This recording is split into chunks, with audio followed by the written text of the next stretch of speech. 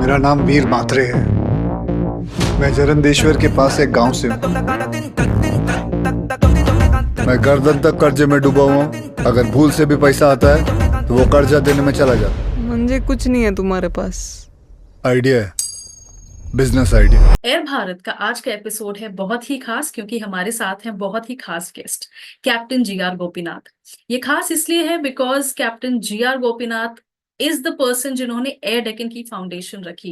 Air Deccan was the first LCC model airline in India, यानी कि low cost career airline, जिसने कि हम जैसे कॉमन लोगों के उड़ने के सपने को पूरा किया। ये मेरे लिए इसलिए और ज्यादा खास है because I started my professional career journey in aviation through air Deccan in 2007। और मैं ही नहीं, मेरे जैसे बहुत सारे यंगस्टर्स को एयर डेक्कन ने मौका दिया कि वो अपना करियर स्टार्ट कर सके। इस कॉन्वर्जेशन में हमने उनसे बात की एयर डेक्कन की पूरी जर्नी, उनकी एंटरप्रेन्योरियल जर्नी, उनकी डिफिकल्टीज और कैसे उन्होंने कोप अप किया।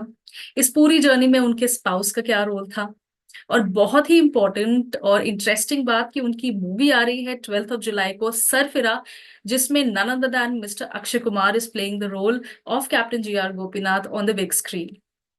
तो अगर आप एक बडिंग एंटरप्रेन्योर हैं, एस्पायरिंग एविएटर हैं या एविएशन एंथुजियास्ट हैं, तो इस पॉडकास्ट को प्लीज पूरा देखिए। ये आपके लिए बनाया गया है ताकि आप इसे एंजॉय कर सकें, इससे कुछ सीख सकें और इसको अपनी लाइफ में इम्प्लीमेंट कर सकें। This conversation and podcast, my dear friends, is for you. First of all, congratulations. Sarfira is the movie that is going to release on 12th of July. None other than Mr. Akshay Kumar is portraying the role of Captain G.R. Gopinath.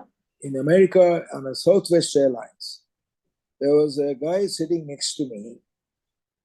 Southwest Airlines is a low-cost airline, one of the first low-cost airlines. There was a guy who was sitting next to me in his vest and shorts, big burly guy with tattoos, and he's eating a burger. So I asked him, "What do you do?" And he said, "I'm a carpenter." And that's when I said, when will our carpenters fly, or when will our masons fly? And that's when I came back and I announced that I'm going to start a low-cost airline. That was in end of 2002. I made this announcement.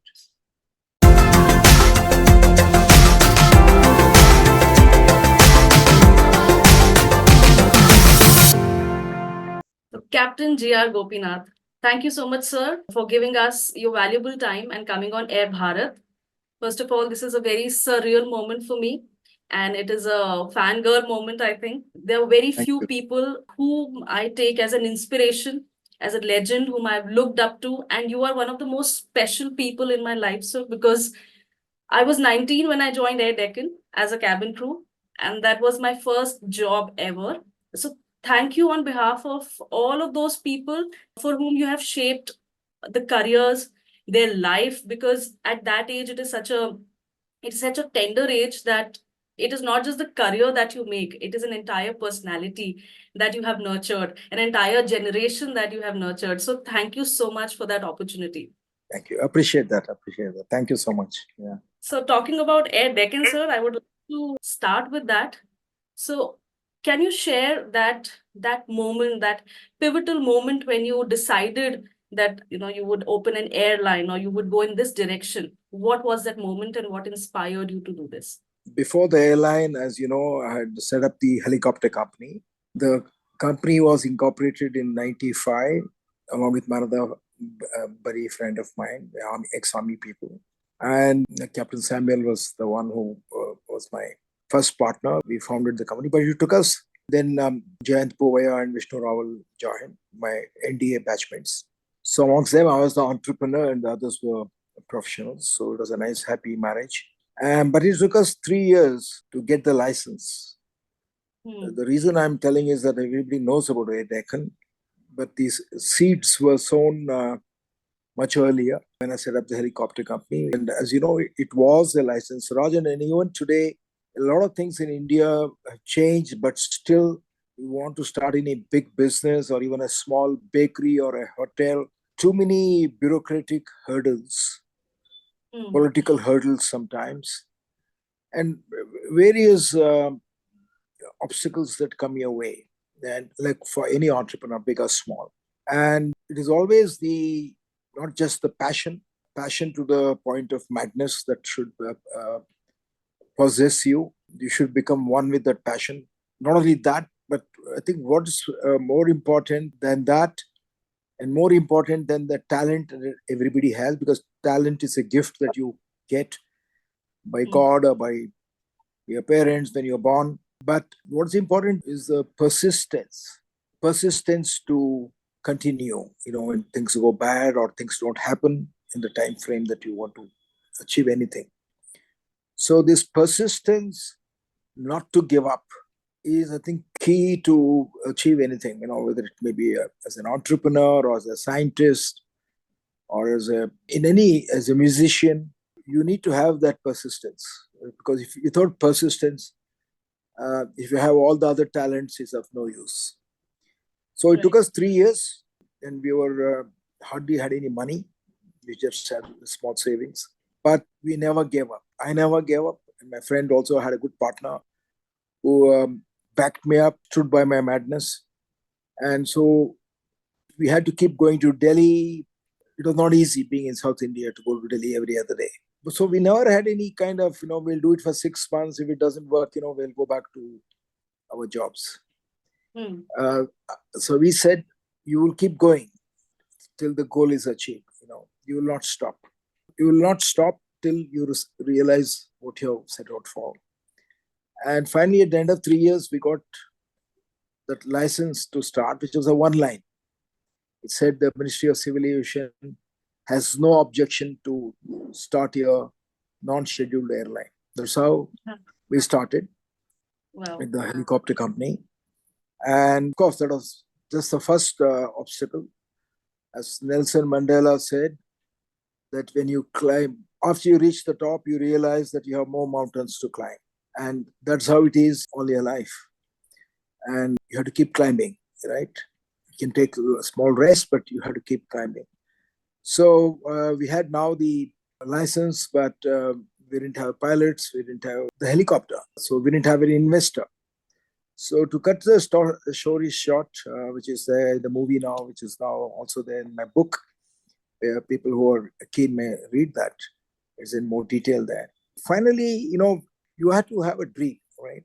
Every entrepreneur life begins with a dream. And as Walt Disney said, if you can dream it, you can do it. And it's really true in many people's lives and in my own life, that if you have a dream, the dream becomes a reality if you combine the dream with adventure. And if you combine the dream with hard iron labor, then the dream will take shape and you'll get the wings. In my case, it was literally the wings to fly. So that'll, like Gustave Flaubert, the other French novelist, said, he said, I believe that if you keep looking at the skies long enough, you will end up with the wings.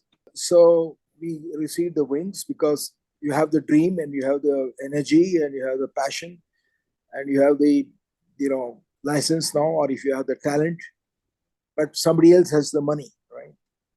So somebody puts the money into your idea, and that's what happens. Because what do you mean by, you see, ultimately, whether it is in a family as a husband and wife or the kids, you have to keep selling your dream all the time. As an entrepreneur, when you say you want to sell a dream, it is to sell a dream to your colleagues to join you so that they have the same passion that you have.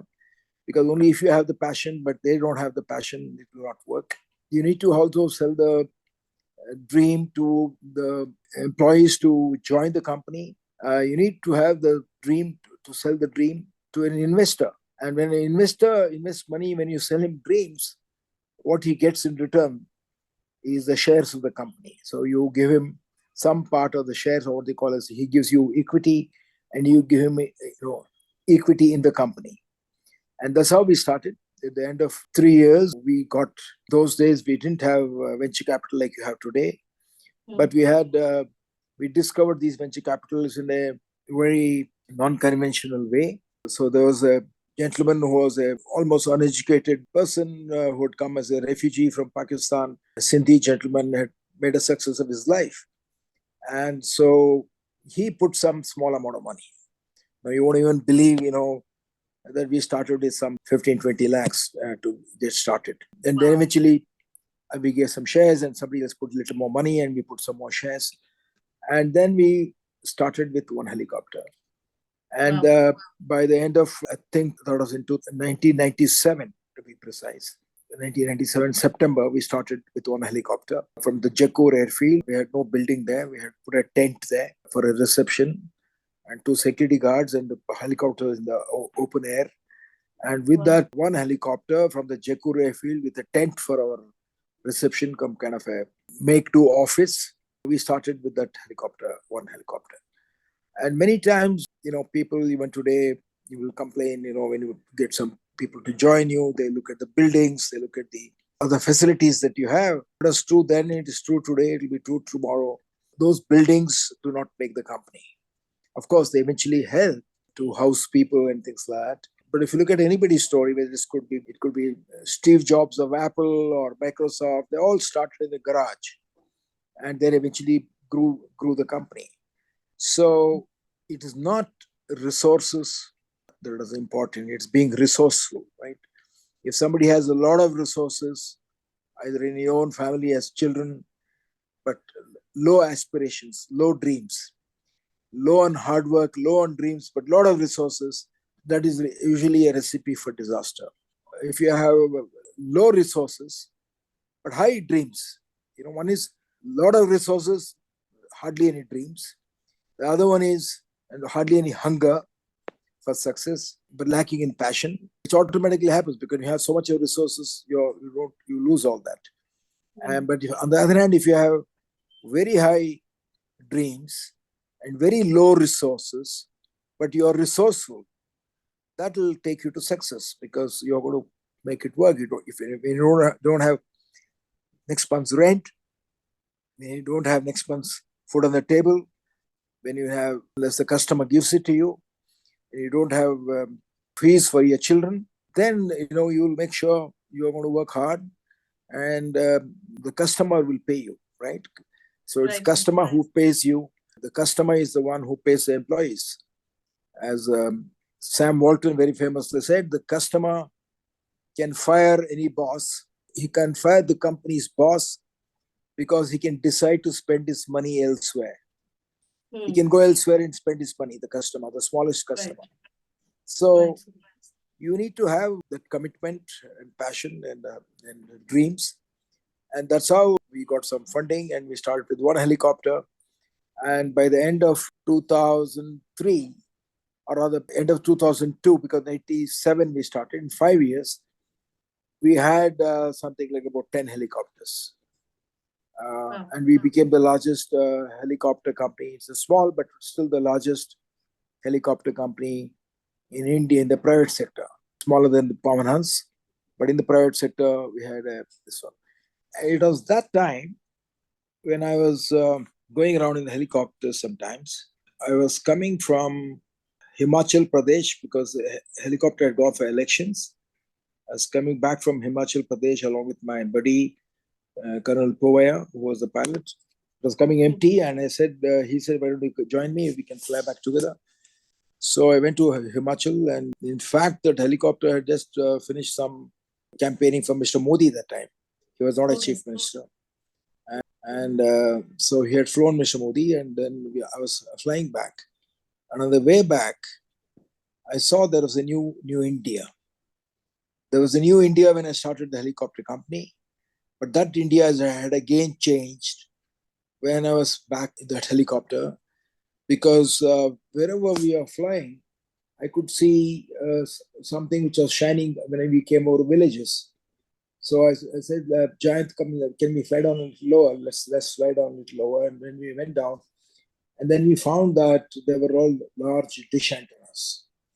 And even in very remote hamlets, deep in the mountains, there were about 10 huts, there would be one dish antenna there.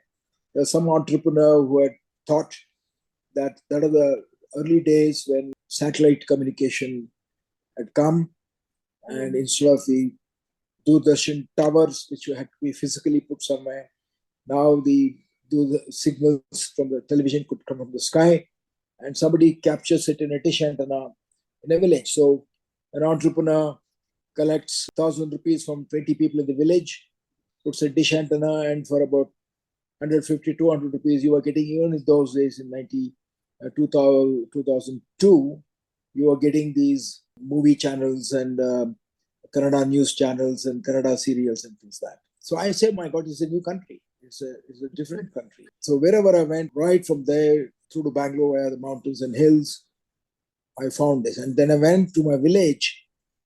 On the way to my village, I used to sometimes go through these small towns because these big highways were not there. And I saw in one small taluk headquarters, computer school. So I went up there, just parked the car, went up there, and I found one guy who had done some engineering, who was now getting a job. He had set up a computer school. Then when I went into the village in the evenings at about 6 o'clock, 7 o'clock, after the day's work, the farmers were sitting in, along with the cattle and the farmers were sitting in one house which had the TV and watching these soap in the evening. But what were they seeing in between the serials or in between the movie? They were seeing advertisements for you to buy a Hero Honda motorcycle. The cars were not that big advertisement then. Colgate toothpaste or a Fair and Lovely cream to make girls prettier in the village. So this is the new India that I've seen. For me, it suddenly occurred that they were buying already in the villages. They were buying one house in the village or two, where they would buy a fridge or they would buy a television set. So consumerism had come. And that's when this idea came to me, that they were buying all these goods, consumer goods. So they were buying everything, but they're not buying air tickets. So they were still not dreaming of air tickets. They were not even envying it. That means it never even occurred to them, I could fly. They didn't even sort of feel jealous or envy about not flying, getting into the air. That's when I said, why not? Why not start the airline? But this actually, as you said, that moment that it actually happened was when I was in America on a Southwest Airlines. There was a guy sitting next to me. Southwest Airlines is a low-cost airline, one of the first low-cost airlines. There was a guy who was sitting next to me in his vest and shorts, big burly guy with tattoos, and he was eating a burger. So I asked him, what do you do? And he said, I'm a carpenter. And that's when I said, when will our carpenters fly, or when will our masons fly? Because a mason or a carpenter, a mechanic, he's more important than an officer, because an officer can go by train, but not a mechanic, because if he doesn't go on time, the machinery will break down. So that's how I got this idea. On the way back, I came via London's Luton Airport, and I saw London had 5 airports. Even then, international airports. The smallest of the airport there was flying 13 million passengers. Wow. One airport. Wow. And then I found that I knew this, had an eye for these numbers. India, in those days, it had only 40 airports which were operational. And some of those airports were having twice a week flights, like Amritsar would have thrice a week, Agra would have twice a week.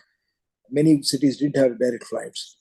And all the 40 airports put together were flying less number of passengers as Luton Airport. Luton Airport was flying about 13 and a half, 14, and India was flying 13 million passengers.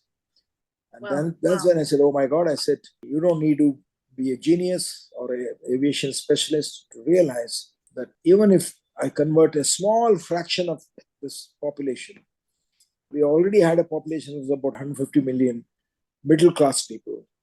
If we can get even half the middle class, or 1/4 of the middle class, that will be about 25 million passengers. And we were having only 13 million passengers. And that's when I came back and I announced that I'm going to start a low-cost airline. That was in end of 2002, I made this announcement. And that's how I gave some kind of a flesh and blood gave wings to those ideas. Very, very inspirational. So, wow. And so you were inspired by Southwest. And of course, you've given me a lot of pointers to ask my next questions. It is running in my mind. One, you mentioned about license Raj, the bureaucratic system back then. So do you think that today, has it changed? If I want to put an airline today, things are much easier for us now as compared to I then? think, see, you need two things for any entrepreneur. If you look at any entrepreneur, including, let's say, what happened with Jet Airways, he was a small unknown travel agent. Or in any of the successful people, Narayan Murthy started with 10,000 rupees, Kiran Mazumdar Shaw started with nothing, Bill Gates started with nothing, Steve Jobs started with actually minus, they had nothing. All the great entrepreneurs were really built, almost all, including Dhirubhai Ambani, who started with nothing. All the really big entrepreneurs, they succeed because of their, I said, ideas, getting the right people with them to follow them, to believe in their ideas, and commit to that, and good execution. So that is one thing that is required. So you need to have very low entry barriers from the government, right? So that means there must be an atmosphere for entrepreneurship. Like, for example, it may be very difficult for you to be an entrepreneur in a 100% communist country, right? Like China was earlier. There were no entrepreneurs there. Everything is state-owned. And that's the reason why during the Nehru era, though there were great things that Nehru did, there were only the few old industrialists who were encouraged or who were protected. Like, for example, there was only one car, which was the ambassador car. And even Tatas couldn't get a license for making cars because they said, look, this country cannot have more cars. So they have given only one company license. They had given only one company license for scooters, Bajaj scooters. There's one more. And they also decided, how much steel has to be given for making plows, how much steel has to be given for making utensils, and how much steel for cars. They said that we will not give you more steel. You have to get a license to get more steel, apart from the license for starting a car industry. And if you manufactured more, there was penalties. That was during the Nehru time. Then all these reforms started actually during the Narasimha Rao's time. And it continued after that, where the entry barriers had to be broken. That means if you put so many conditions, then only rich people can start. And as you know, many rich people who have started have failed. Many rich people who started many businesses have failed. So you have to see rules and regulations before the license round. The rules and regulations for starting anything, that has to come down. The entry barrier, because only then, because what do entrepreneurs do? Entrepreneurs break the status quo. They break the cartels. There's already a cartel because anybody who's a successful businessman, even though he started with nothing, but once he becomes successful, he doesn't want others to succeed. He wants monopoly, right? So more than politicians, we sometimes blame politicians. We have to blame the other business people. But the businessman, when he becomes a rich businessman, successful businessman, he creates monopoly he climbs the ladder and forgets the ladder he climbed, and then goes to the minister and says, "Usko license kar do, mujhe license." Or put more taxes on his industry, put less taxes on me. So they want to kill competition. So business people are the biggest culprits. And of course, then, it becomes an excess between the politicians. So one is, you have to have very low entry barriers so that people who have got no money, but who have big dreams, can start with small amount of money, build it, and then, they can grow it. There are many successful people in spite of that in the last few years. There is this company called ID, which makes ID foods. He's a Dalit Muslim, you can call him that. He does about 1,000 crores in selling the idli and vada and batter, and he makes ready-to-eat parathas and all that. It's such a simple idea, but So similarly, in the aviation industry, I'm just giving an example. You have to have very low entry barriers. The second thing is, of course, to get the license. As anybody knows, even today, whether you want to start a small Udupi hotel, I know for a fact that it's not just this government or any government. In Karnataka, various governments have come. You pay a license of 1,000 rupees to the corporation, municipality, corporation, you pay 1,000 rupees. The early days, it used to be 100 rupees. My wife started a bakery. She runs a bakery for the last 29 years. The fee was 1,000 rupees for a license, but the bribe is 50,000 rupees. If the government takes 50,000, for the license, which is very high, but let's say they take 50,000. You pay 2,000 rupees bribe, it's okay. But here it is the other way. And I'm sure it is the same, though there is no corruption at the top in ministries now.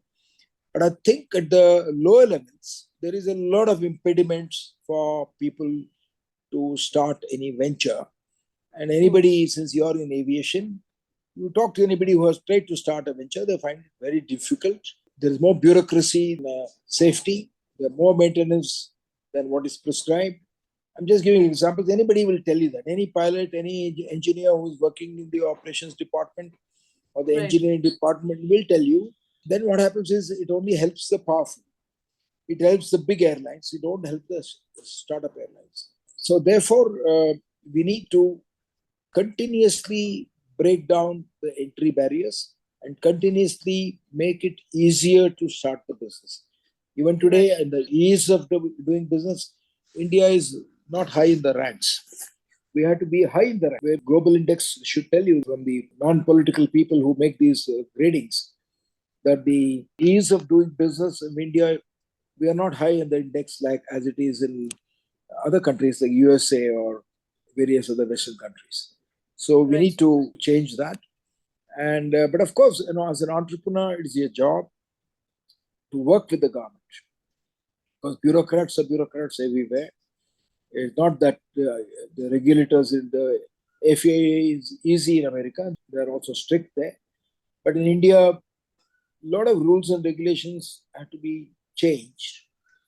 Some have changed, many needs to be changed. For example, even today, the original act, which has not been changed, under which the rules are given, is the Aircraft Act of 1934, and the rules are 1937. The rules are issued in 1937. So whatever new rules are made, which are continuously made, it has to be under that mother act. And in 1934, the jet engine was not invented. The helicopter was not invented. I'm just telling you, even the jet engine was not invented. So a lot of aviation technology has changed. So accordingly, the rules and regulations have to change. And the licensing has to become much, much easier in the sense that instead of anybody going to the DGCA 50 times, the ministry 50 times, if they say these are the rules and regulations, you comply it and you start it. And if you violate, we'll stop you on the very first day. And then Right. it will be easier because even now, once the aircraft comes into the country, I remember when I started, I was lucky. The aircraft would fly on the 7th or 8th day. But of course, I had to go to Delhi often, but it was to fly on the 7th or 8th day after it touched the soil in India. But now if an aircraft comes into the country, it takes much longer. It takes maybe for a new entrepreneur, the aircraft is here, it is on the ground for 3 to 4 months before it flies. So he goes bankrupt before he starts because he has to still pay the pilots, he has to pay the air hostesses, all the airports for the airport Right. space, he has to pay the lease rentals, and he's already in a shoestring budget. So I think that sense of timing is not there in government departments, and they're also always busy. All the time, the government servants are not available to you because they're all the time in meetings, and they're in meetings to help solve your problems, but they're not available to you because they're gone for a meeting to attend to your problem. So I That's think the irony. these are things because they call you for a meeting and you go and he's not there. And somebody, let's say, who's in South India to go to Delhi for a meeting. So Right. these problems are real. And I also feel that in the DGCA, more specific to DGCA, we need to have a cadre guy from the DGCA to become DGCA. They have to be paid better. They have to be incentivized. And promotion-wise, only people from the DGCA must become DGCA. Because you already have a Secretary of Aviation who is a IAS person, which is okay. Right. Because he needs a larger understanding of the policies. But the technical posts, like the Atomic Energy Commission, the ISRO, the Chief of Army Staff, they are people from the Army. They are people from the scientists. A scientist is the chairman of ISRO. You don't make an IAS person chairman of ISRO or the Atomic Energy Commission. So there are capable people in DGCA. And the DGCA must become DGCA. But now in the last 20 years, IAS people are becoming, they occupied that position. And maybe that IAS person is obviously they're very smart. They're all through competitive exam, but he has been in Bihar as a horticulture secretary or animal husbandry department secretary, animal husbandry, the joint secretary, animal husbandry, and he comes and becomes a DGCA. So by the time he understands the post, he's removed, right? He's transferred. Right. So we need a lot of structural changes. Then the rules and regulations have to be changed to bring it up to date, because anybody will tell you, the pilot or an engineer or air hostess, it takes more time in India for them to get their type rating as against a Lufthansa pilot or as against an Air France pilot. But we allow a Lufthansa pilot to come and fly next day, but we don't allow our own pilots with the same kind of rules and regulations. So I don't want to get into the details, but the larger thing is, it shows even now the total number of people who are flying in India, passengers, is about 240 million as per the DGCA figures, 240. It still not crossed the pre-COVID figures, 240.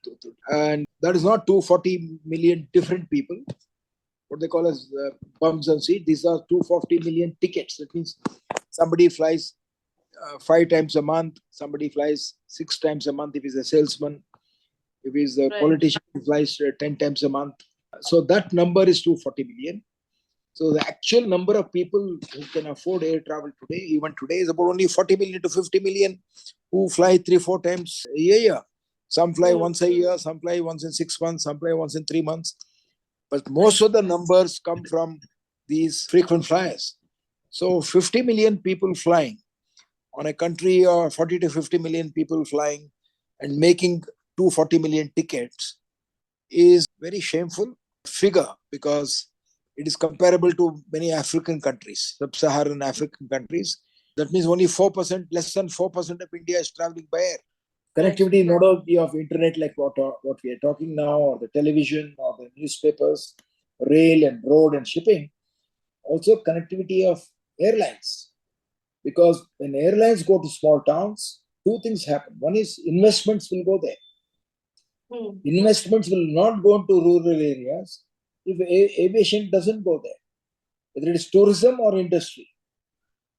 Aircrafts have to go in very large numbers into smaller towns, because all our great beaches, resorts, mountains, palaces, temples are in remote areas. Then the industry, the cottage industry, handicrafts industry, the hotels, the eateries, the lodges, the taxis, all of them will grow when aircrafts go to small towns. Investments will go there. So if the aircrafts do not go to small towns, along with cargo, you cannot have developed economy which is uniform. Otherwise, you'll have concentration of Delhi, Bangalore, Bombay, Pune. Industry will concentrate to the big towns. If you want both tourism, which is the biggest generator of employment, and other small industries, then air connectivity, which is affordable air connectivity. Affordable air connectivity is the key for developed economy. That is one. The second most important thing is airlines, subsumes geography, stops from alienation. Where we have in Northeast, it looks like a different country. They alienate it. Why is Kashmir so different to go? Because people take to terrorism or Naxalism or uprising because of no jobs. If you provide jobs, then they got a stake keeping stability. If everybody has a job, everybody has a house, everybody has a car, you will not go on riots. Correct. You will not join the elements of violence. You will not join. Why people in Chhattisgarh are joining Naxalism? Of course, there are others who are taking advantage, that Pakistan is taking advantage. But why is Pakistan able to recruit terrorists? One of the main reasons is the economy is not providing enough jobs. And aviation will knit the country together emotionally. And physically, emotionally, it will knit the country. So we need to create an ecosystem, as you said, growth, of uniform growth of all people. Then only you will have stability. Because people who have jobs, who have houses, if 90% are middle class, and 5% rich and 5% poor. Interesting question that I want to ask, because you mentioned these 2 points. So from the first point that you mentioned, since aviation or the majority of people are traveling from these 2-3 cities, or from and to these 2-3 cities, Delhi, Bombay, Bangalore, Hyderabad. And that is why the other cities are not developed. So is it a vicious circle? Like these cities are not developed, that is why travel is not going there, or the airlines are not going there, or the airlines are See, not going there, that is the reason yeah, that these cities are not both, developed. both. Like for example, in America, for example, 150 years ago, they opened the railroad. Okay, so the people who opened the railroad opened the economy, and when they opened the railroad, they rode on the economy they created. So one feeds the other. Connectivity develops economy. Economy feeds the airline. Airline is, it could be airline, it could be train, it could be hotels, it could be bus. So it's a mutually reinforcing thing. Something like Singapore alone gets 15 million, one city gets 15 million. Niagara Falls, one site gets 15 million tourists. So we need to get foreign tourists because they give you foreign exchange. But what we are getting is 5-star, very rich people who go to Oberoi's and Taj, or we get hippies, backpackers. What we need is the high-paying middle class people who work in Microsoft, IBM, Toyota, not in other countries. So they have to come to our country, for which that means they don't come because you don't have connectivity, they don't come because roads are bad, they don't come because our hotels are not good. So that has to improve. There is a lot of garbage, there is a lot of filth. So the whole ecosystem is everybody's responsibility, not just the government. The whole ecosystem has to change. So Right. yes, sir, coming to a very interesting question recently, and first of all, congratulations. Sarfira is the movie that is going to release on 12th of July. None other than Mr. Akshay Kumar is portraying the role of Captain G.R. Gopinath. How does it feel to see your life on the big screen and so many people watching it? And what do you see when you look back, sir? See, even in the Tamil movie was made first by this lady, Gunit Manga, who was the producer whom I gave the film rights to my book, Simplify. And in the Tamil movie, it got released during COVID. It was meant for the screen. It got released during screen because the cinema halls were closed. And it became the biggest hit on Amazon, biggest hit in their history. Then it also won, when it was released later on, it was released on the big screen in cinema halls. It won all the big national awards in the general Hindi category also. It won Best Director, Best Film, Best Actor, Best Actress, Best Film Score, Best Screenplay, and things like that. But if you see even the Tamil movie, because of that, Bollywood took it. And now they're making a Bollywood original, similar theme. The theme is what? There are two main themes there. One is, as I said, that your spirit triumphs, overcomes adversity. You've got setbacks in life, which I think anybody who embarks any kind of a journey will have. You lose your job, the business does not do well, you have some family problems. This is how life is. And answer is not to put your head in your hands and sit and give up everything. The answer is to fight. And as someone said, the glory of man is not in never failing or never falling, but to rise each time you fall, because you're going to fall. The art of life and the art of business and the art of entrepreneurship is to rise each time you fall. That's what the movie is about. Of course, they have done a lot of fiction and dramatization, put songs and dancing and things like that, and a little bit of tear jerking and a lot of things. But the underlying theme is that even if you're from a background, because I'm from a very ordinary middle class family or a lower middle class family. My father was a teacher. Teachers don't get very high salaries, but they have got high values, like many of our parents. They taught me all the things like hard work and honesty and things like that. And so even if you are from, so I was in the army, I took part in the Bangladesh war. I was 8 years in the training, and I was at Sainik School, Bijapur, National Defense Academy, Khadakpasla, Indian Military Academy, Dehradun. So my early years in the school, my teachers, they shaped my life. My parents, my father was a teacher. They shaped our life, like all of us. And my school and my academy, they're all great training grounds, and the army itself was a great organization. Even today, it's one of the most secular, most inspiring organizations. Then during the war, during the army days, I was in the war in Bangladesh. I served in the China border, Sikkim, in Bhutan, in Kashmir. Then I came and took to farming, and for 10 years I was into farming. And like all farmers, I got into debt. I got out of debt. I went through hell. But as someone said, the gates to heaven are through the gates of hell. So you have to go through hell to see heaven or to reach heaven. So I came out of it and then started the helicopter company and the airline. So what the story is that even a capital intensive industry like helicopters and airline, it can be started by people who don't have money. And what you need is energy and passion. Then money will come to you. Because through them, to do it, energy and passion, commitment are more important than capital. That will reach you. And you create wealth for yourself and everybody by creating value for the customer. There's a consequence. The wealth is created as a consequence, but you create something. The idea is that not to make money, but you make money because you create something. You create a new market, a market which did not exist before. A new paradigm shift you create.